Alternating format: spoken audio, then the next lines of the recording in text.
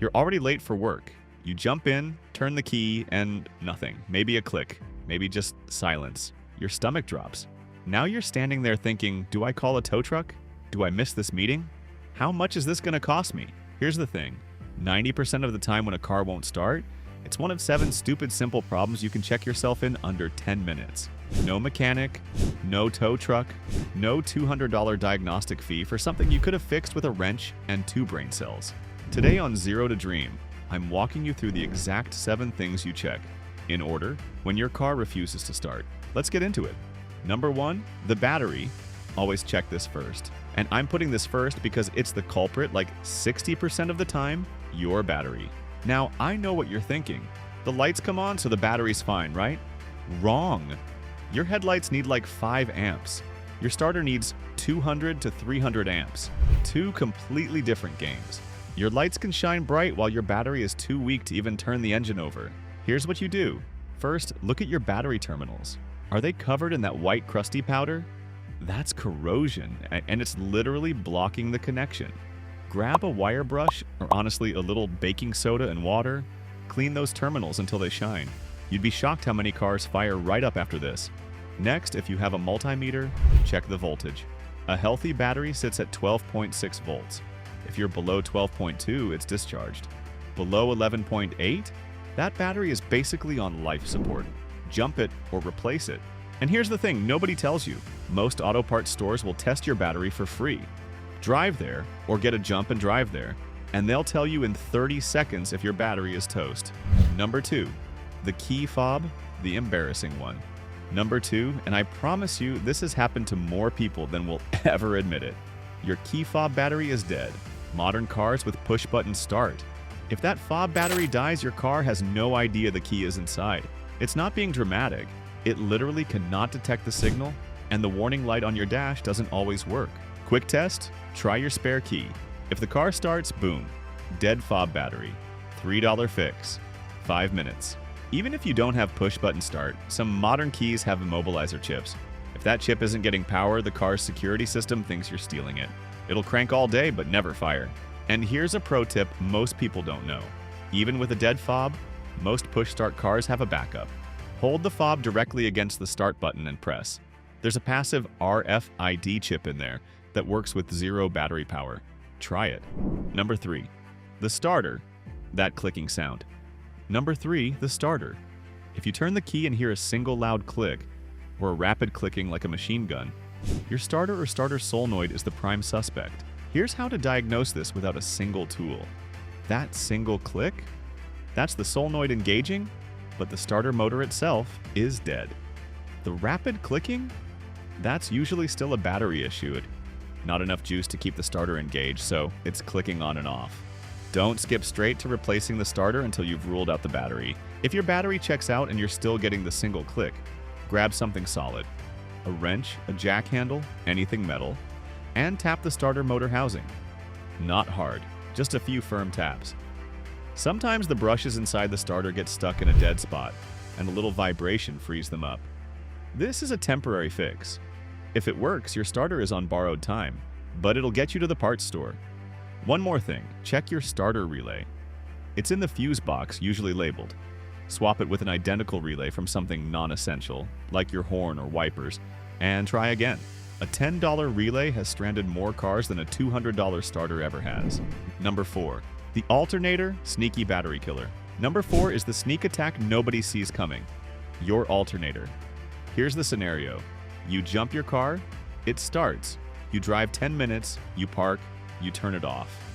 Try to start again, dead. Nothing. That's not a bad battery. That's an alternator that isn't charging it. Your battery starts the car, your alternator keeps everything running and recharges the battery while you drive. If the alternator dies, your car is running purely on battery power. And when that battery drains, you're stranded. Quick test. Start the car, then disconnect the negative battery terminal. If the engine dies immediately, your alternator is gone. If it keeps running, the alternator is working, or at least functional enough. Safer test with a multimeter. With the engine running, put the probes on the battery.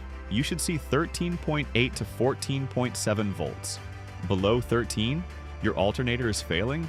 Above 15, It's overcharging and cooking your battery. Either way, it needs attention. And watch for the warning signs you've been ignoring. Dimming headlights at idle, dashboard lights flickering. That battery warning light that's been on for 3 weeks. Your car has been telling you, you just weren't listening. Number 5, a fuel system cranks but won't catch. If your engine cranks strong but never actually catches and runs, you've got a fuel delivery problem. 3 quick things to check. 1. Are you out of gas? I know, but fuel gauges fail. It happens. Put a gallon in and try again before you tear your engine apart. 2. Turn the key to the on position. Not start, just on, and listen. You should hear a faint humming or whining sound from the back of the car for about 2 seconds. That's your fuel pump priming. No sound? Your fuel pump is dead or the relay is blown. 3. The fuel pump relay. Same trick as the starter relay. Find it in your fuse box, swap it with an identical relay, try again. A $15 relay can perfectly mimic a $600 fuel pump failure. And here's something most people never think about. When was the last time you changed your fuel filter? If it's been 30,000 miles or more, a clogged filter can restrict flow enough that the engine cranks but never gets enough fuel to start. It's a $20 part and takes 15 minutes on most cars. Number 6, ignition system spark check. No spark, no start. Simple as that. Your engine can have all the fuel and air in the world. Without spark, it's just a very expensive paperweight. If your engine cranks but won't fire, pull 1 spark plug wire, or on newer cars, 1 ignition coil, and use a spark tester. They're $8 at any parts store. Plug it in, crank the engine, and look for a bright blue spark. Orange or yellow spark, weak ignition coil. No spark at all? Could be coils, crank sensor, or the ignition control module. Here's the quick and dirty backyard test if you're stuck somewhere. Pull a plug wire, insert a screwdriver into the boot, hold it near, not touching, a metal engine part, and have someone crank. If you see a spark jump, you're getting spark. If not, keep digging. Warning, do not hold the metal screwdriver shaft with your bare hand while someone cranks. That's how you discover electricity, and it's a lesson you only need once. Also check your spark plugs themselves. Pull one out. Is it covered in black soot? Oil? Does the electrode look eroded? If your plugs are shot, your car might start occasionally but run terribly, or not start at all on a cold morning. Number 7, security system and fuses. And this one drives people absolutely insane. Your car's security system is doing its job. Most modern cars have an immobilizer. If the security system doesn't recognize your key, it'll let the engine crank but will cut fuel or spark, meaning it will never, ever start. And the symptoms are identical to a fuel or ignition problem. You'll chase your tail for hours. The giveaway. Watch your dashboard when you turn the key to on. If you see a flashing security light, usually a key icon or a padlock, your immobilizer is active. Sometimes it's as simple as locking and unlocking the driver's door with the physical key to reset it. Other times you need to disconnect the battery for 15 minutes and let everything reset. While you're in there, check your fuses, pop open the fuse box. There's usually one under the hood and one inside the car. And look for anything labeled ECM, ECU, IGN, or fuel. A blown 20-cent fuse can shut down your entire engine management system. Your fuse box cover has a diagram. Use it.